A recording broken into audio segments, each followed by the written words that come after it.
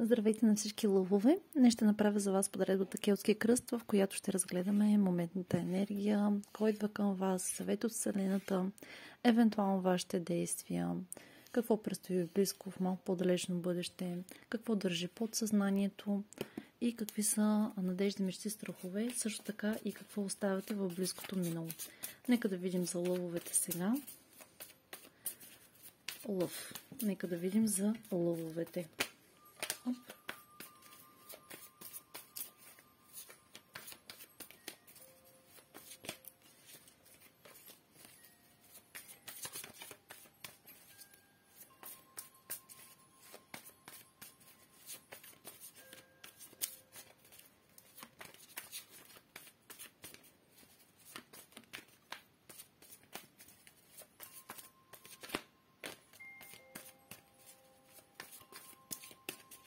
Така, лъвове, да видим.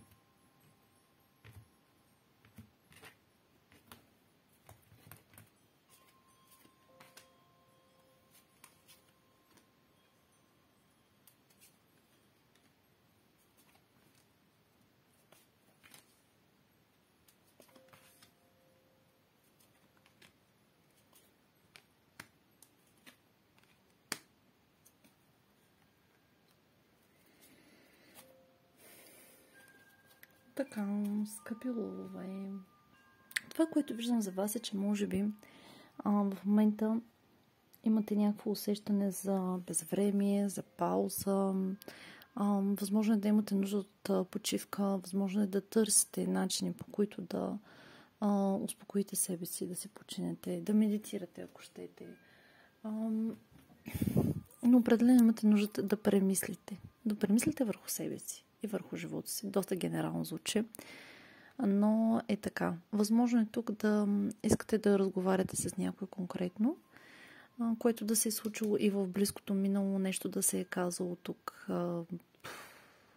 Не знам до каква степен, обаче е било много приятно това, каквото и да е.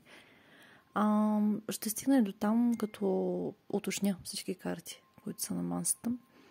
Но това, което виждам в надежди, мечти, страхове, е наистина едно желание за баланс, едно желание за справедливост, за добра карма, нещо хубаво да ви се случи. Да, това го искаме всички, но това го виждам в момента за вас, лъвове. Подсъзнателно, да, държите се тук за нещо подсъзнателно. Възможно е да е инат ваш, но възможно да е нещо, което не искате да пуснете. И подсъзнателно се придържате към него. Това може дори да е идея за това как искате да се развиват нещата по принцип в живота ви, защото виждам, че тук осмисляте как искате да се развиват нещата в живота ви. В близко бъдеще виждам, че може да бъдете забелязани от някой, може да получите нечие внимание или може да претърпите един успех в нещо.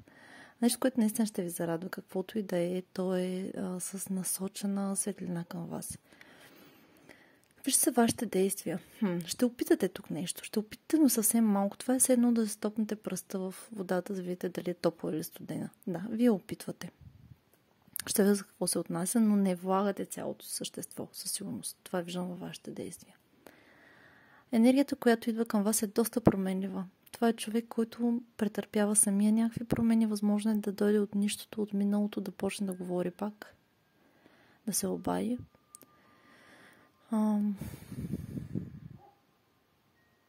Възможно е вие да преминавате през преход с този човек. От липса на комуникация към комуникация. Но ще видя, като потвърдя тази карта, на къде вървят нещата и с каква нагласа идва този човек. Защото това е позицията на външната енергия, която идва към вас. Съвсем не е задължително това да е любовен интерес. Може да е просто някой от обкръжението ви, някой важен за вас човек. Съвет от Вселената, осмица мечове. Тук за нещо се самозаблуждавате. Лъвове. Тук не виждате реалността така, каквато е. Или имате някаква негативна нагласа относно нещо. Не си позволявате да видите, че може да не е толкова зле положението. Малко по-далечно бъдеще имаме карта на Глупака, която в принцип е доста позитивна карта. Това говори за ново начало, при вас говори за това, че може би ще наберете смелост да направите определена крачка в живота си, или просто ще си позволите да се отпуснете. Или да не поемете чак такава отговорност на плещите си. Сега ще видя за какво става въпрос. Покажете ми тук за лъвове. Моля да уточним тези карти в Келтски кръст за лъвовете. Напомням, че това четене няма да резонира на всички. Напомням, че може би ще има хора, които няма да припознаят себе си, но може би ще има и хора, на които ще бъде помогнато каквато е целта тук всъщност. Може да е едно малко съобщение, но да е точно вашето в определена израз, който излиза и тук, или да, израз, изречение, но може и цялото да е за вас. Покажете ми близкото минало. Покажете ми близкото минало за лъвове. Защо е рицар мечове? Добре. Защо е в надежда, мечти, страхове и справедливостта? Седмица жезли. Лъвове. Каква е енергия? Защо е четвърка пентакли? Покажете ми. Глупак. Ето, подсъзнателно вие не си позволявате това, което ще си позволите в малко по-далечно бъдеще. Което е, нали, тук. Тази позиция е чудесна. Защо е шестица жезли в близкото бъдеще? Защо е шестица жезли в близкото бъдеще? Добре. Добре. А защо е паш пентакли във вашите действия? Добре. Защо е смъртта в енергията, която идва към лъв? Добре. Защо е осмица мечове в съветът от Вселената? Вие не си позволявате да бъдете щастливи. Защо, лъвове? Защо? Кой би си го причинил това нещо? Защо? Сами се поставяте в затвор от негативни нагласи. Защо е пак в малко по-далечно бъдеще?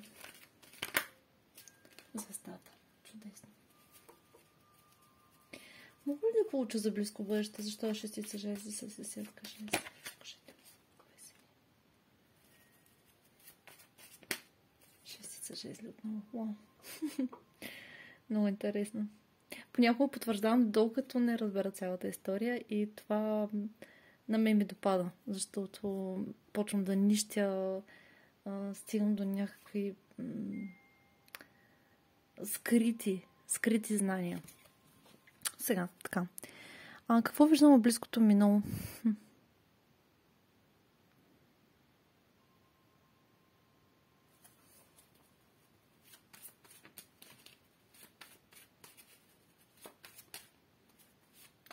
Да, тъкмо ще да кажа, че сте си казали тук с нещо с някой, че този някой може би не е бил твърде искрен с вас и вие веднага сте реагирали. Тоест, вие тук изобщо не сте губили време. Има някаква нетърпимост във вас спрямо нечие недоволство или някой, който прилага тактики спрямо вас, някой, който не е откровен с вас, вие веднага си го казвате. Веднага се казвате, не ти вярвам. Помисли пак. Помисли пак за това, което ми казваш. Аз не ти вярвам. Да. Трябва и вие да се запитате тук, лъвове, защо продължавате да водите диалог, защо продължавате да разговаряте с някой, на който нямате доверие. Нали, докъде ще стигне това нещо? Какво има да се докаже тук още?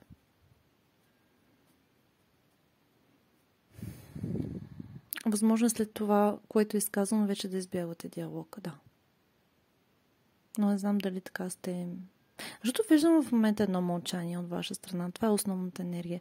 Мълчание, любопитство относно някой. Искате да научите тук нещо, но сте решили да се замълчите. Ако някой ви е подвел и излъгал, да, вие определено имате нужда от време за себе си, тайм-аут като цяло. Може би за това е сегашното ви състояние, заради тази случка. Нещо е станало много бързо, може да е станало непредвидимо, може да е станало така да ви е огорчило, да е разочароващо като цяло. Но вие сте били откровенни, нали, което е важното в случая. Какво виждам в надежда, мечти, страхове? Определено искате съдбата да ви поднесе нещо. И определено ви е омръзнало да се борите така с вятърни мелници.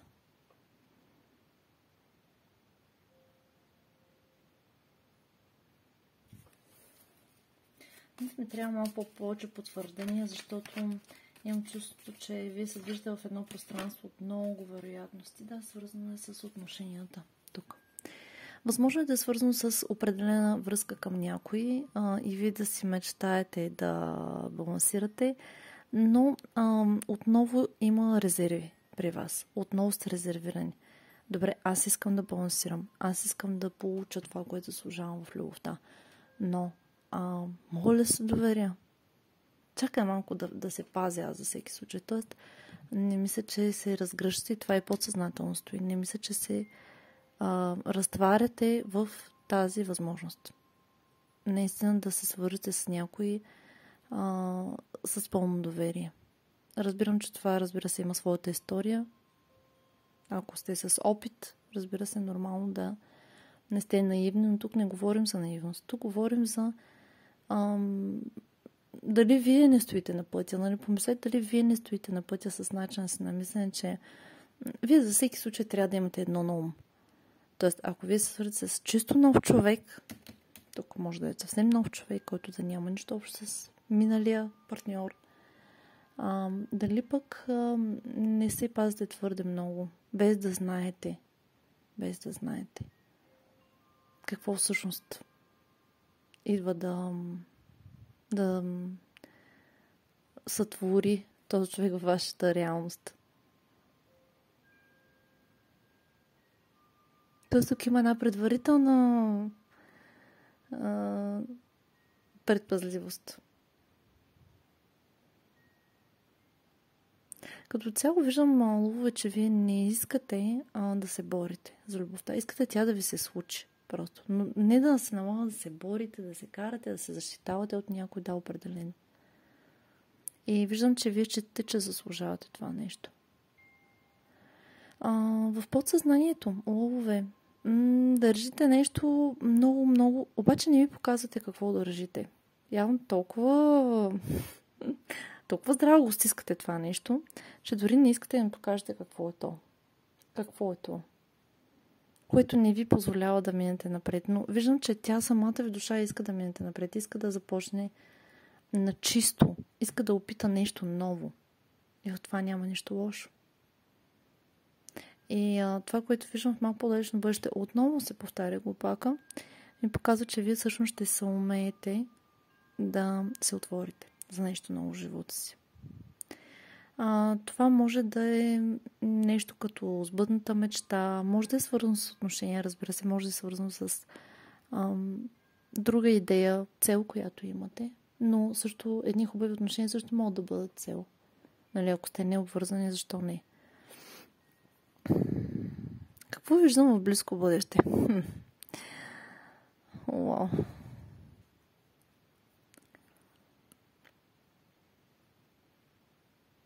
В близко бъдеще, ако става въпрос за лични отношения, просто ще започна с личните отношения. Сега, виждам вашето желание да получите внимание, но да бъдете силно високо уважавани от човека. Трудно вие да го видите това нещо, но в последствие вие ще го видите, така или иначе. Също така и за вас. Трудно ви е да, отново виждам, трудно ми е да се отпусне да обърна внимание на някой, наистина да изразя колко харесвам този човек и колко го уважавам. За това, което е, независимо, с кусури, без кусури, всички сме хора. И тук виждам от ваша страна, да, чувствам се добре, не е много трудно, не мога, някаква пауза има. И после отново, да, наистина чувствам се прекрасно с този човек. Тоест, започвам с шестица жезли, по средата е малко трудно, наистина, но после пък има едно осъзнаване. Да, наистина се чувствам добре.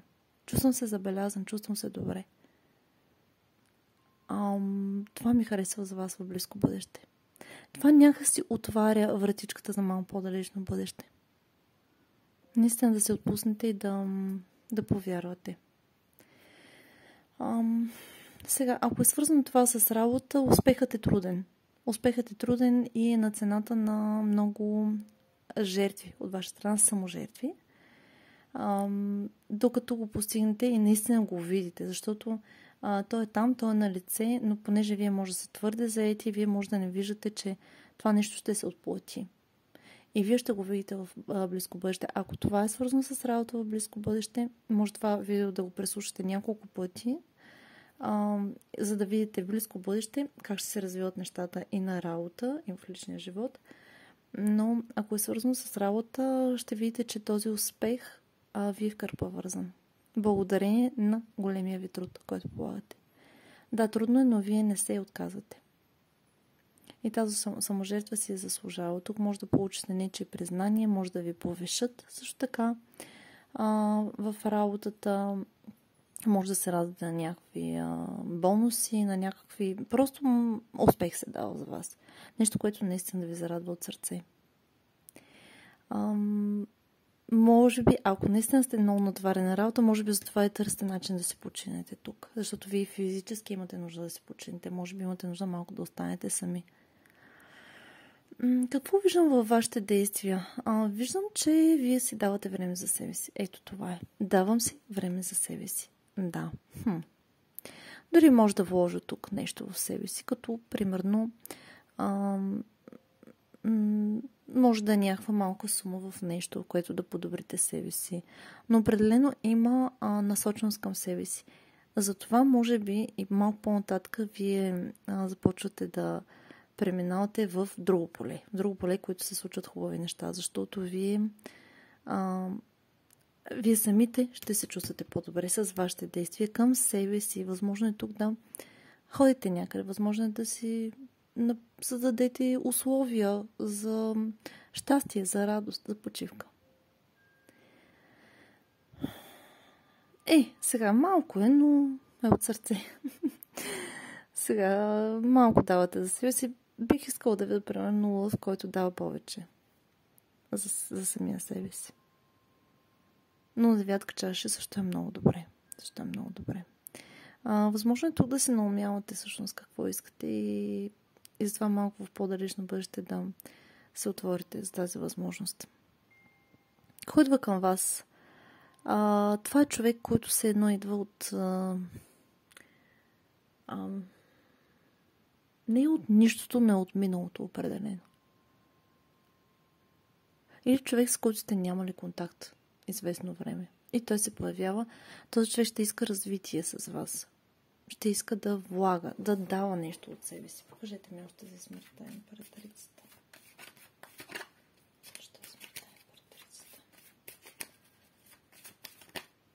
Императора. Вау. Да, това е човек, който иска да бъде до вас. Това е човек, който счита, че вие сте неговата половинка. Възможно е да е бивш мъж, жена, партньор. Възможно е да е човек, който е преминал през нужната трансформация и сега се връща, за да застане до вас. И затова в малко по-далечно бъдеще толкова добре ще се чувствате. Явно наистина ще повярвате, че това е възможно. Чудесна прогноза. Лове, много се радвам. Още не съм приключила обаче прогнозата. Много важна позиция в Келтски кръст е съветът от Вселената. Не се блокирайте за щастие от осмица мечове, слънцето, рицар пентакли. Да, вие ще вървите бавно, но сигурно към по-хубави дни. Да не забравим, че слънцето е и вашето его. Нали тук? То също е възможно да ви връзва очите за реалността.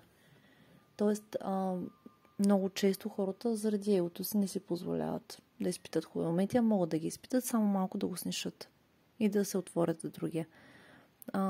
Сега този човек е възможно, ако е човек, който идва към вас, да е направил така, че много да нарани вашето его и оттам, дори с отсъствието си, дори с мълчанието си, няма значение, не е нужно да прави някакви много кофти неща, но да нарани от такава степен егото ви, че то да вече да говори вместо вас, вместо сърцето ви. То какво иска? Не знам дали мога да се позволя. Не, няма такова нещо. И тук Вселената казва, свали превръзката от очите си и виж, че може да бъдеш щастлив. Тръгвай по този път. Бавно, но уверено. Тръгвай по този път. Стабилно е. Сигурно е. Да, за вас предстои период на промяна и започване на нов етап, нов цикъл от живота.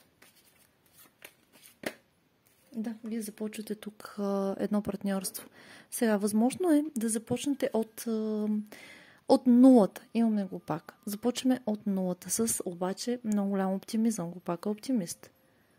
Той вече не се интересува от приказките на хората, от негативните си нагласи. Той се опитал, вече се отърва от тези неща. Това е карта на зодия Овен. Типичното за Овена. Пада, изправя се, изтърсва се и продължава. Готов е да започне наново. Не се страхува, не се притеснява. И тук е вашата енергия в малко по-далечно бъдеще. Вие ще започнете много, много стабилен път с някой, който може да премине отново през приятелство като начална фаза, но да има много голям потенциал. Защото и двамата, дори може да имате дете с този човек, не е задължително, но и двамата сте способни. Сте способни на това. И двамата имате общ път. Тук има звездата. Имате общ път да се разберете, да излекувате тези отношения. Ако е чисто нов човек, да, това е човек, който просто ви кара да се чувствате добре. Най-накрая.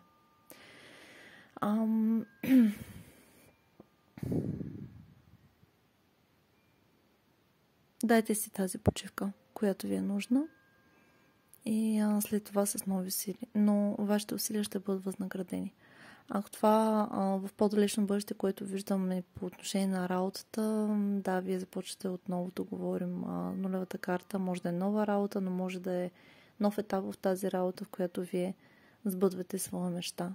Може да е благодарение на други хора или просто да работите в колаборация с хора или да започнете да работите в колаборация с хора, които ще са в единомислие с вас. В абсолютен синхрон. Много добра стиковка тук виждам. Каквото и да е, вие минавате. Минавате през леко трънлив път, който се обуславя главно от вашите нагласи, които пък са резултат на вашите опитности. Но всяка опитност може да изглежда сходна на пръв поглед, но не си прилича. За това казвам, вие може да срещнете, вие може да постигнете неща, които, или хора, или неща, които не сте предполагали. Защото не е задължително вашите опитности да са абсолютно едни и същи. Тези нагласи, той е като всички останали, тя ще е като всички останали, просто не са никому полезни. Защото вие трябва да се убедите сами в това. Дали е така всъщност? Или много е трудно ще се откажа. Аз виждам тук, че не се отказвате, ако е по отношение на работата. Не, вие не се отказвате. Това е, което виждам за вас, лъвове. Надявам се да е било полезно. Малко да го продължи това видео, но се опитвам да е максимално съдържателно, за да видите и тази гледна точка, и тази перспектива, която показват силите в момента. Желая успех на всички. Ако желаете лично четене, може да ми потърсите на телефона, който съм задала в канала си във Viber. Може да ми пишете там. Аз ще уточня условията за лично четене. Или на електронната ми поща taro7maimunka@abv.bg. Успех на всички и до следващия път!